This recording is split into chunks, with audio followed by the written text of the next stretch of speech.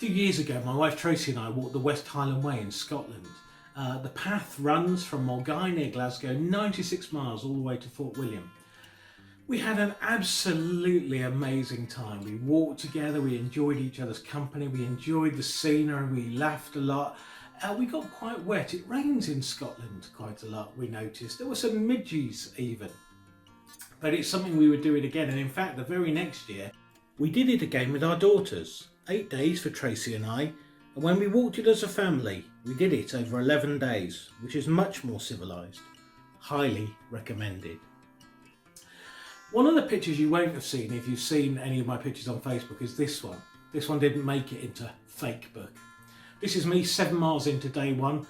I was absolutely exhausted, I completely had it, and I have to be honest, if I wasn't walking with Tracy, I'd have very happily rung a taxi. We weren't too far from the road at this point, strangely enough, which is quite unusual on the West Highland Way. I could have quite happily got a taxi to where we were staying that night at Drummond, and it all would have been all good. But my determination was to stay with Tracy, to stay the course, to make it to the next stage. And one of the things that kept us going was this sense of we're going to make it to the end of a stage in a day. And there was a little bit of a sense of, on some of the days when we were in the middle of nowhere, a little bit like those first disciples when Jesus says to them, "Are you going too?" And they said, "Well, where else can we go?"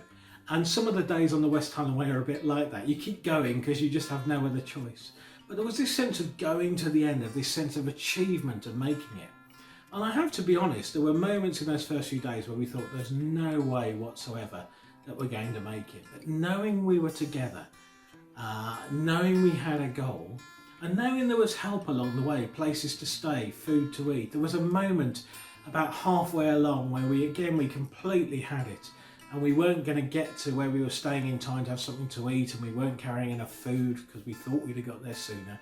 And the path wandered through a place called Strathfillan Wigwams, which is just near Tyndrum. And they had a little shop there that did bacon butties. God bless Strathfillan Wigwams and their bacon butties. This week we've been thinking about not pitching our tents too early, going with what God has for us. And sometimes that's tough. Sometimes it's hard to keep going.